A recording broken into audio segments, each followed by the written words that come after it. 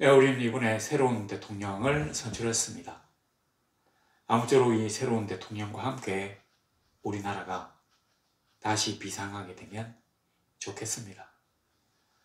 우리가 항상 나라를 위해서 기도하고 걱정하긴 하는데 또 따지고 보면 약간은 좀 웃깁니다.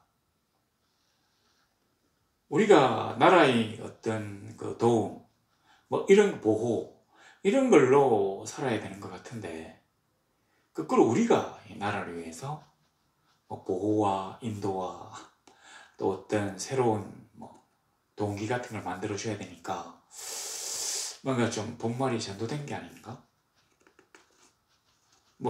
다르게 본다면 우리나라 사람들이 너무 애국심이 뛰어나다 이렇게 볼 수도 있지만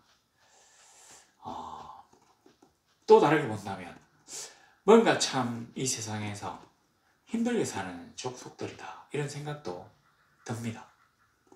오늘 우리 본문에 지금 아모스를 세 번째 보고 있는데 제가 아모스 처음에는 아모스가 그 하나님의 정의를 버리고 재판을 엉터리로 하며 가난한 자를 학대하는 북이스라엘이 반드시 멸망할 것이라 하는 주제로 말씀을 전했어요. 그 다음 주에는 그렇게 나라가 망하는 가운데서도 하나님의 보호와 인도를 입는 사람이 있다. 그 어려운 가운데서도 하나님을 믿으며 그의 정의를 구하고 가난한 이에게 선을 베풀며 하나님의 복을 지키며 나아가는 자들을 하나님이 개인적으로 구원하시겠다 하는 주제로 또 한번 말씀을 전했습니다. 자, 오늘은 세 번째인데 여기서 주제가 뭐냐? 가령 하나님의 종, 선지자 또는 하나님의 자녀들인 우리 성도들이 이 세상에서 어떻게 해야 될 것인가 하는 거죠. 사실 우리가 이 세상에서 권력이라든지 돈이라든지 이런 거는 별로 없어요. 그러나 하나님에 대한 열정과 열심 그리고 하나님의 보호와 인도하심이라는 든든한 배경이 우리에게는 있습니다. 그러니까 우리가 그 권력자들의 이 눈치를 살피고 부자들의 비율을 맞춰가면서 뭔가라도 하나 떨어지는 게 있을까, 주워 먹는 게 있을까 하면서 그 사람들의 눈치를 보면서 전전긍긍할 필요가 없다고 하는 점입니다. 근데 원래 이제 우리나라에서 정치와 종교는 분리되어 왔습니다. 그래서 우리나라에서 가장 강력한 종교 집단인 이 교회도, 개신교 교회도 특정 후보를 지지한다든지 또는 그 사람을 낙선시키려고 한다든지 하는 일은 잘 하지 않았어요. 그리고 그런 것들은 전체 교회의 비난에 직면할 수밖에 없었습니다. 그래서 내가 누구를 좋아해도 암암리에 좋아하거나 개인적으로 좋아하지 설교 시간에 또는 어떤 기도회나 집회를 열어가지고 그 사람을 막 밀어주고 하는 일은 나쁜 행동으로 치부되었습니다. 근데 요즘 뭔가 약간 우려스러운 그런 일들이 많이 생깁니다. 특별히 그 대형 교회 같은 곳을 중심으로 어떤 특정 정치 세력과 결탁해가지고 뭔가 밀어주고 또 그 교회와 목회자들은 또 그 권력자의 비호를 받고 이런 것들이 눈에 보이는 것 같습니다. 결론적으로 말씀드리면 절대로 해서는 안 되는 행동입니다. 왜냐하면 우리는 이 세상에 어떤 편이 되어가지고 막 그 상대방으로부터 비난받는 그러한 입장에 있는 사람들이 아니라 하나님의 법과 진리를 가지고 세상을 심판하며 세상을 올바르게 계도해야 될 책임이 있는 하나님의 자녀, 하늘 성도들이기 때문입니다. 명색이 거룩한 무리 성도라고 하면서 돈과 권세의 누님을 가지고 진리를 왜곡하고 또 뭔가 좀 얻어 걸리려고 막 손을 비비고 있는 모습은 우리 하나님을 너무 씁쓸하게 만들 것이라고 생각합니다. 여하튼 이 아모스가 남쪽 사람인데 북쪽 이스라엘에 가서 예언 활동을 하니까 여기에서 이제 견디지 못해가지고 이 아모스를 당시 북이스라엘의 왕인 여로보암 2세에게 고발하는 사람이 나왔어요. 그 사람이 누구냐면 오늘 본문에 등장하는 아마샤입니다. 이 아마샤는 어떤 사람이냐? 베델의 제사장이에요. 그리고 아마 여로보암 2세가 엄청나게 총애하는 영향력을 가진 의용 제사장이었던 모양입니다. 그러니까 보통 이제 아론의 계보로 나온 이 제사장들은 남북이 갈리면서 북쪽에서 여호와 숭배가 금지되고 금송아지가 공식적으로 여호와 하나님으로 선포되고 난 다음에는 전부 다 남쪽으로 내려왔습니다. 그래서 아론의 계보를 잇는 사람이 북쪽에는 없어요. 그런데 이 사람이 제사장이라는 것을 보면 이 사람은 아론의 계보하고 전혀 상관없이 왕이 자기 마음대로 임명한 제사장입니다. 근데 이 베델의 제사장이라고 했는데 우리가 이제 앞에서 지난주에 뭐라고 배웠습니까? 베델로도 가지 말고 길갈로도 들어가지 말고 브엘세바로도 가지 말고 막 이런 얘기를 우리 했잖아요. 이 베델로 가지 말라고 하는 말은 우상 숭배, 그 다음에 하나님과 우상을 겸하여 섬기는 종교 혼합주의적 무리 들지 마라고 하는 얘기입니다. 바로 그 베델이 이 베델이에요. 그러니까 그 베델의 가장 아마 이게 이스라엘에서 가장 큰 신전을 가지고 있는 베델이었던 것 같은데 이 베델의 제사장인 아마샤가 자기의 왕 여로보암 2세에게 뭐라고 하는 거 아니? 이스라엘 족속 중에서 아모스가 왕을 모반하나니 그 모든 말을 이 땅이 견딜 수 없나이다. 아모스가 왕을 모반했대요. 그래서 이 땅이 못 견디겠답니다. 근데 이 말은 거짓말이에요. 왜냐하면 이 아모스라고 하는 사람은 왕을 모반한 적이 없어요. 왜냐하면 이 사람은 북쪽 이스라엘 사람이 아니라 남쪽 유다 사람이면서 북쪽의 정치 현실을 빗대어 가지고 하나님의 정의와 공의가 제대로 지켜지지 않는 것을 비난하고 너희들이 이런 식으로 나라를 이끌고 간다면 반드시 이 나라가 하나님의 진노로 멸망할 것이라고 하는 예언 활동을 한 것이지 여로보암 2세를 죽인다든지 타파하고 새로운 왕을 옹립하자 이런 얘기를 한 적은 없습니다. 그러니까 거짓말이에요. 근데 이 아마샤가 왜 이런 식으로 거짓말을 했느냐 하면 실제로 이 아마샤가 베델의 제사장으로 돈을 많이 벌었어요. 백성들이 베델에 와가지고 이 사람에게 그러니까 이 제사장이니까 뭔가 어떤 그 물품들을 많이 바쳐요. 게다가 이 사람은 여로보암 2세 왕이 임명한 의용 종교인이기 때문에 왕의 궁정에서 행하는 각종 정책에 많은 자문을 하는 사람입니다. 그러니까 뇌물도 재물도 돈도 막 들어오고 사람들이 그를 공경하면서 영향을 떨치는 그런 사람이었는데 자, 이 이제 아마샤에게 북쪽 이스라엘 백성들이 물어봅니다. 아모스라고 하는 남쪽 유다 선지자가 와가지고 남쪽에서 이제 북쪽으로 올라와가지고 너희들이 이따위로 살면 하나님이 결단코 너희를 이대로 두시지 않고 멸망시킬 것이라고 예언을 하는데 과연 우리나라가 아모스의 예언대로 금방 망하겠느냐? 이렇게 자꾸 물어보는 거거든요. 실제로 이제 이 아마샤가 어떻게 생각했는지에 대해서는 나오잖아요.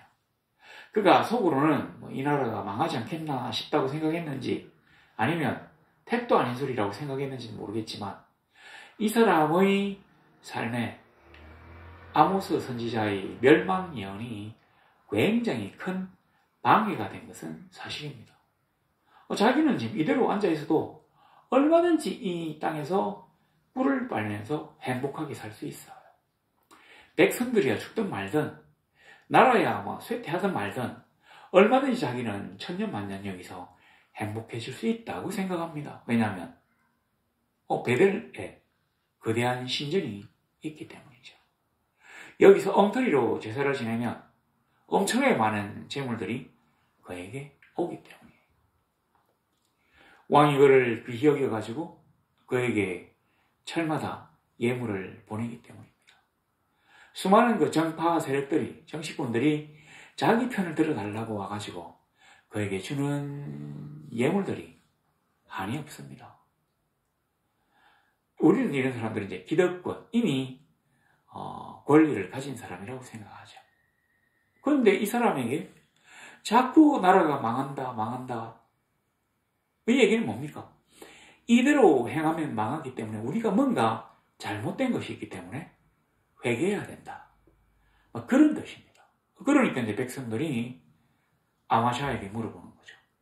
우리가 이대로 가면 나라가 멸망할 수도 있으니까 진짜로 아모스의 예언대로 우리가 회개하고 새로운 나라를 만들어야 됩니다. 다시 말해서 정치적인 개혁과 도덕적인 재무장운동을 해야 합니까? 우리가 다시 여호와 하나님 앞으로 돌아가야 합니까? 라고 자꾸 물어본 거예요. 그래서 이 사람은 아니다. 우리가 지금 잘하고 있기 때문에 하나님은 우리의 편이시고 여호와는 우리의 편이시고 다른 오만때만 잡신들도 우리의 편이기 때문에 우리에게 복을 주어서 우리는 결단과 망하지 않는다. 실제로 우리는 여름 과일 광주하고 똑같다. 8장 1절부터 이렇게 여름 과일 한 광주리에 대한 비유가 나오는데 이게 뭐냐면 혹시나 그 과일들이 여름에 이제 이스라엘에서는 여름 과일이 맨 마지막 과일인 거예요. 우리는 가을에도 과일들이 이렇게 막 여는데 이스라엘은 이게 맨 마지막 과일이에요. 그런데 여름 과일이니까 아마 엄청나게 향기롭고 잘 익었고 달달하고 너무 좋았을 겁니다. 그런데 이게 의미하는 바는 뭐냐면 마지막이다. 너희가 지금 엄청나게 화려하고 부유하고 풍족하게 살고 있지만 이제 이것이 사실은 너희에게 주어지는 마지막 부귀 영화라고 하는 의미가 들어있습니다. 지금 북이스라엘은 여로보암 2세의 지하에서 최전성기를 구가하고 있어요. 영토는 넓고 자기들을 위협하는 대적은 보이지 않습니다. 동서무역의 한가운데를 차지해가지고 재물들이, 진귀한 물품들이 또 그걸 팔아가지고 얻은 그 돈들이, 금과 은들이 막 쏟아져 들어와요. 아프리카로부터 코끼리 상아를 수입해가지고 침대를 만들어서 거기에 넣고 비단으로 옷을 입고 대리석과 공작석으로 다듬은 집을 짓고 아주 좋은 포도를 심어가지고 포도주를 물 마시듯이 마시는, 그리고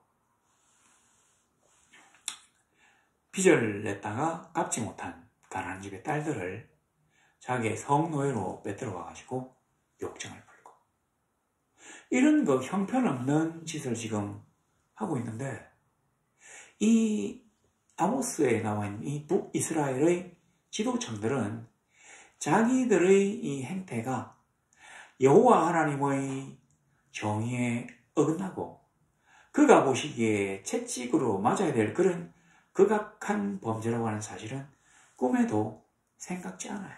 왜냐하면 이 아마샤 같은 사람이 이스라엘의 대표적인 종교인이 괜찮아 하나님은 너희에게 복을 주실 거야 라고 얘기하고 있었기 때문입니다. 그러니까 전혀 이상한 소리를 이 남쪽에서 올라간 아모스만 자꾸 이야기한 것입니다. 그래서 이 아마샤는 이 아모스를 남쪽으로 추방시키기 위하여 여로보암 2세에게 편지를 보내요. 고발장이죠. 자, 이 사람이 뭐라고 했다고 얘기를 하냐면 11절에 아모스가 말하기를 여로보암은 칼에 죽겠고, 이 여로보암은 칼에 죽겠고, 이거 갖고 이제 왕을 모반한다 이렇게 얘기했는데, 여로보암은 칼에 죽겠고 이스라엘은 반드시 사로잡혀 그 땅에서 떠나겠다 하나이다. 여로보암은 칼에 죽겠고 이러니까 모반이 맞아요. 막 왕을 저주하는 거죠. 너 그 따위로 살았다가는 칼에 맞아 죽을 거야. 그리고 이스라엘 나라는 반드시 멸망해가지고 포로가 되어서 이 땅에서 떠날 거야. 라고 얘기했대요. 그러니까 그 아모스가 한 말이 아니라 아마샤가 아모스를 이제 함정에 몰아넣으려고 거짓말로 고발을 하는 것입니다. 12절에 보면 아마샤가 또 아모스에게 이르되 선견자야. 그러니까 이런 식으로 왕에게 고발장을 보냈어요. 그런데 실제로 이 아모스가 한 얘기는 여로보암이 칼에 죽겠고 뭐 이런 얘기를 한 게 아니라 여로보암의 집이 패망할 것이라고 얘기한 것입니다. 그러니까 여로보암 왕가가 망할 것이라고 얘기한 것입니다. 실제로 이스라엘에는 수많은 왕가들이 섰다가 내려앉아요. 이스라엘의 초대 왕인 그 여로보암 1세, 그도 보면 왕가가 금방 망하고, 그 다음에 이스라엘에서 제법 오래된 왕가는 시므이 왕가, 아합 있잖아요. 그 부분 오므리니, 그 다음에 아합이니, 그 시므이나 요 왕가 정도가 한 3대 정도. 나머지는 전부 다 1, 2대 하나로 다 망해요.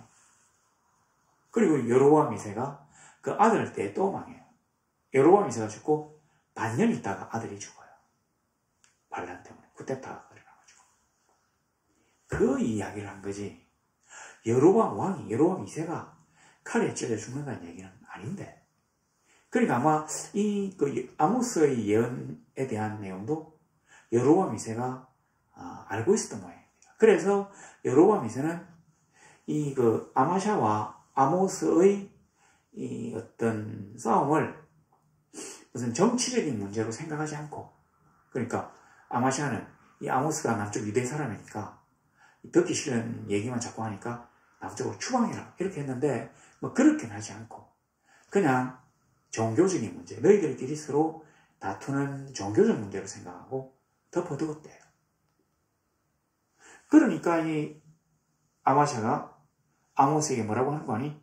12절에 선견자야, 너는 유다 땅으로 도망하여 가서 거기에서나 떡을 먹으며 거기에서나 예언하고. 이게 이제 무슨 말이냐면, 너 남쪽 사람이잖아. 그러니까 여기에서는 예언하지 마. 너 남쪽으로 가가지고 거기에서나 밥벌이를 해. 실제로 이 아마샤가 자기의 어떤 이런 그 생각, 그러니까 자기 중심적으로 아모스를 딱 바라보고는 뭐라고 생각했는 거 아니? 나도 이 베델에서 제사장으로, 종교인으로 직업적으로 밥벌이를 하고 있다. 근데 너도 지금 아마 선견자로 밥벌이를 하려고 여기 온 것 같은데, 네가 다른 데서는 뭐 하든지 말든지 하고 베델에서는 하지 마라. 아니 여기 내 구역인데 너 상도위가 있지, 어떻게 남의 구역에서 그런 식으로 예언한다. 뭐 그런 식으로 조롱하며 비꼰 것이에요.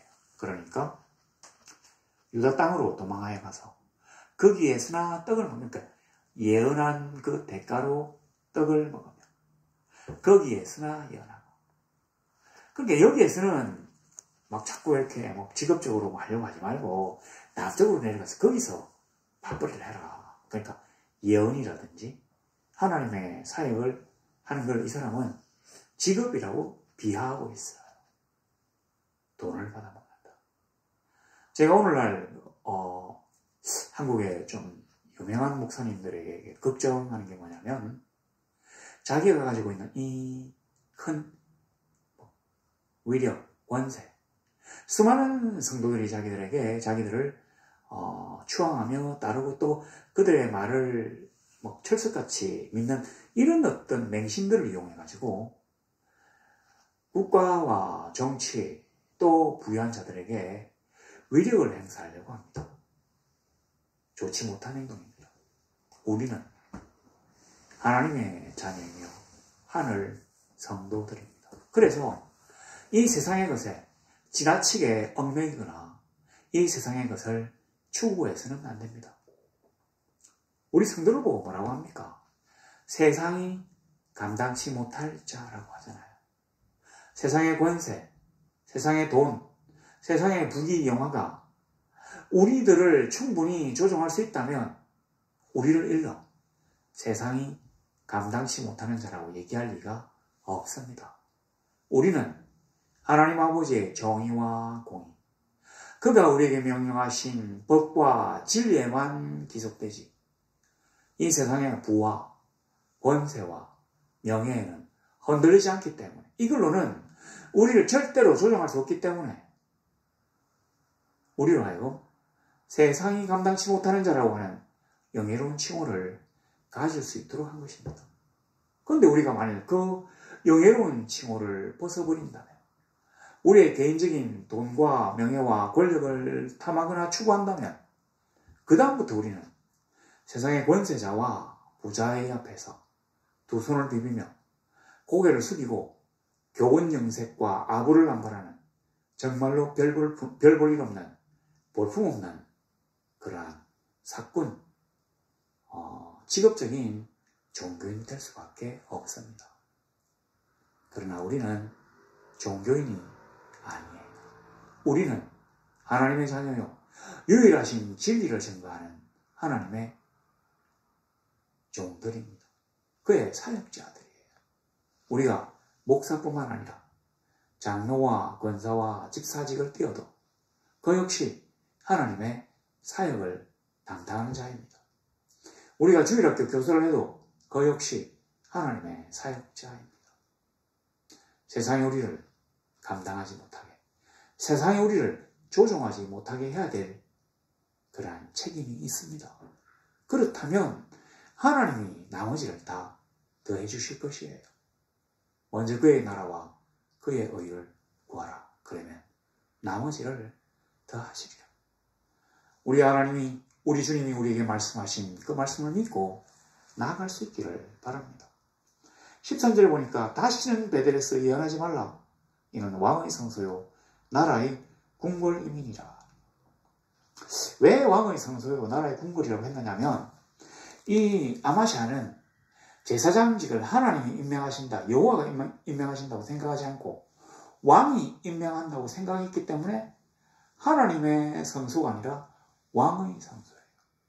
이 나라의 궁궐은 번역을 조금 다르게 한다면 나라에서 만든, 그러니까 국립사찰이라는 얘기예요.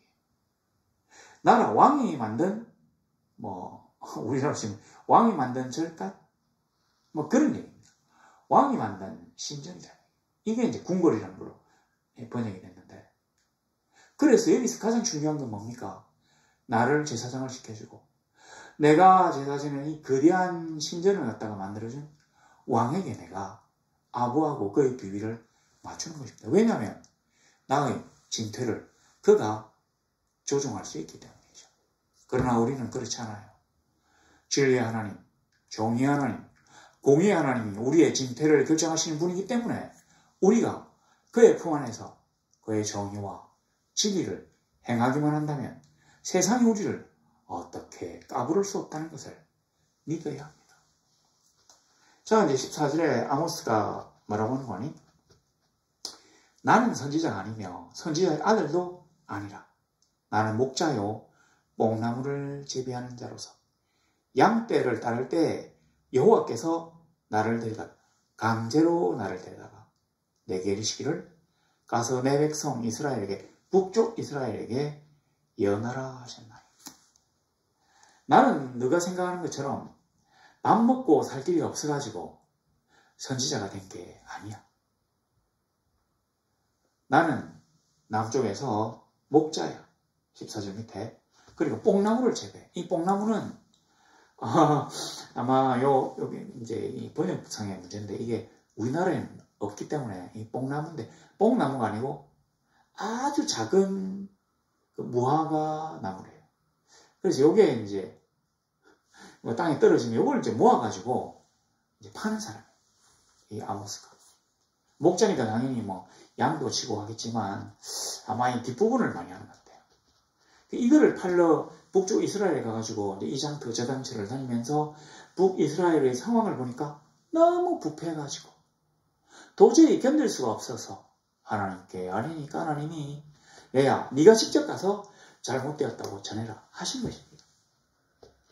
하나님이 나를 강제로 보내신 거예요. 나는 남쪽에 직업이 있어. 그 직업을 해야 내가 먹고 사는데 그걸 못하니까 난 오히려 손해야. 우리는 그렇습니다. 우리가 보면 솔직히 우리가 그 어떤 뭐 목사가 목회를 한다든지 또는 교회에 열심으로 우리가 충성 봉사하면 세상적으로는 손해예요. 11조 내야죠. 그 다음에 또 시간이 11조로 주일날 또 가서 예배드려야죠. 그리고 뭐 수요일 기도회도 있고 뭐 금요 철야 기도회도 있고 뭐 새벽 기도도 있고 또 무슨 뭐 전도 대회도 있고 뭐 어쩌고 저쩌고 각종 집회들이 많이 있습니다. 그리고 우리가 사실 웬만한 사람 뭐 굉장히 극소수의 사람들 빼면 우리 11조 안 떼고 그냥 다 써도 모자라요.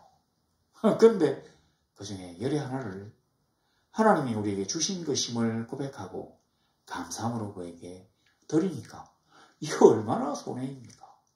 그러나 그가 나의 아버지시며 그가 나의 주인이시며 그가 나를 인도하고 이끄시며 보호하시는 전능하신 하나님이라는 사실을 내가 고백하고 시인하는 것입니다. 앞으로 나에게 더 크고 더 놀라운 보호와 인도를 주시며 나에게 풍요함을 주시며 나에게 영육간에 강건함을 주시며 형통을 주실 것을 내가 믿기 때문에 그에게 돈과 시간의 11조를 드리는 것입니다. 그게 주가 나에게 명하신 최소한의 믿는 정표이기 때문이죠. 그리고 우리가 세상에 나아가서 세상 사람과 서워서 항상 성리할 수가 없어요. 세상 사람들은 거짓말을 하며 사기치고 공격적이고 포악적입니다. 그래서 여기에 맞서려고 하면 우리도 포악하고 거짓말하고 뭐 이렇게 돼야 됩니다. 그런데 우리는 태생상 그러한 일들을 감당할 수 없기 때문에 어쩔 수 없이 약간씩 손해를 볼 수밖에 없습니다. 하나님이 아니 계시다면 손해로 끝나지만 하나님이 그것들을 보고 계시기 때문에 그 손해에다가 위로와 배상금을 듬뿍 안겨서 다시 우리에게 돌려주시는 것입니다. 그 얘기예요. 자, 그래서 16절에 이제 너는 여호와의 말씀을 들을지니라. 너는 너희 말을 했지만 나는 지금 나의 말이 아니라 여호와의 말씀을 전하는 것이다. 들어라. 뭐라고 하는 거니? 이스라엘에 대하여 예언하지 말며 이삭의 집을 향하여 경고하지 말라 내가 했지. 그랬기 때문에 17절부터 너는 내 아내는 성읍 가운데서 장녀가 될 것이고 내 자녀들은 칼에 엎드러지고 내 땅은 청량하여 나누어지고 너는 더러운 땅에서 죽을 것이고 이스라엘은 반드시 사로잡혀 그 땅에서 떠나리라 하셨다. 너무 끔찍한 예언이 지금 펼쳐지죠. 실제로 이제 이 아모스가 그 정도로 이렇게 좀 속이 좁은 사람은 아니에요. 그냥 아마샤가 너무 미워가지고 아마샤에게 저주를 개인적으로 퍼부은 건 아니고 이스라엘이라고 하는 나라가 아수르의 공격으로 전쟁에 참패하게 되면 어떻게 됩니까? 남자는 전쟁에 나서 죽고 여자와 어린아이는 욕을 봅니다. 노예가 되거나 여기처럼 이렇게 되죠. 그리고 이제 이스라엘에 들어오니까 땅을 뺏들어요. 청량해가지고 여기서 여기까지는 너, 여기서 여기까지는 너 이런 식으로 나누죠.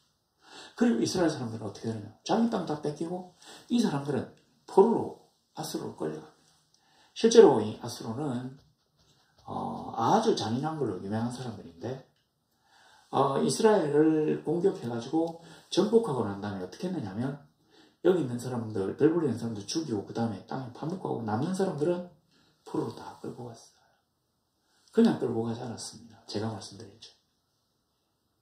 여기나 여기에 이렇게 콧돌에 뚫어가지고 낚싯바늘 같은 걸로 뚫어가지고 앞에서 이렇게 말산 사람이 쫙 쭉 끌려가는 포로들을 막 당겨요. 이렇게. 가면 이 빨리 안 가면 툭 떨어져서 피를 쫙 하면서 죽는다고 했잖아요. 무시무시한 일이 벌어집니다. 내가 하나님의 말씀보다 더 앞서는 것을 내 앞에 둔다면 우리는 하나님의 자녀요 그의 사역자가 아닙니다. 우리와 하나님 사이에 아무것도 장애물이 있어서는 안 됩니다. 우리는 하나님의 직접 계시를 듣고 이 썩어가는 세상을 향하여 하나님의 말씀으로 복음으로 이들을 바르게 잡아야 될 의무가 있는 사람들이에요. 근데 이런 사람이 다른 동역자들에게 너는 하나님의 올바른 말을 하지 마라 이렇게 얘기한다면 하나님이 얼마나 슬퍼하시겠습니까? 그리고 얼마나 분노하시겠나요?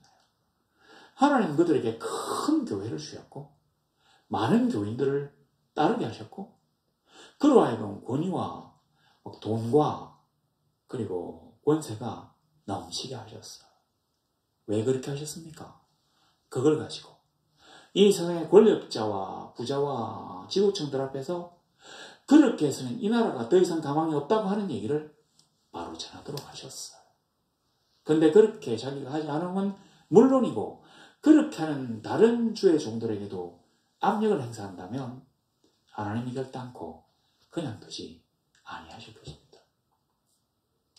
저는 꼭 정치와 종교가 분리돼야 된다 이렇게 말씀드리기는 좀 곤란하다고 봅니다. 그러나 우리가 이 구중물 같은 이 정치판에 들어가면 어떤 일이 벌어질까요? 이 정치가 우리나라에서는 굉장한 괴물이기 때문에 틀림없이 이 정치적 견해를 달리하는 사람으로부터 교회가 도매금으로 넘어가서 싸잡아 욕을 듣습니다. 그렇게 되면 전도에 큰 악영향을 주는 것이에요.